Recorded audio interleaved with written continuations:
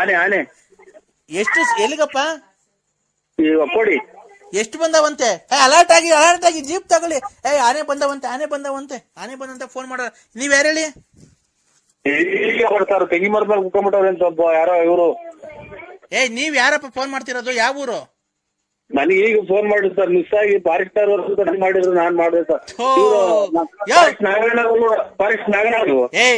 ನಾನೇ ಮಾತಾಡ್ತಿರೋದು. ನೀನ್ ಯಾರೇ ಮಾಡ್ತಿರೋದು ಫೋನು? ನಾವು ಬಳ್ಳಾಪುರ ನರಸಿಂಹರಾಜು. ಬಳ್ಳಾಪುರ ನರಸಿಂಹರಾಜು, ಅದೇ ಅವ್ರು ಎಣ್ಣೆ ಮಾಡ್ತಿರಲ್ಲ. ಬಳ್ಳಾಪುರ ನರಸಿಂಹರಾಜು ಎಣ್ಣೆ ಮಾಡ್ತಿಯಲ್ಲ, ಎಲ್ಲಿ ಬಂದವ ಆನೆ? ಒಕ್ಕೋಡಿ. ಎಷ್ಟ್ ಬಂದವಂತೆ?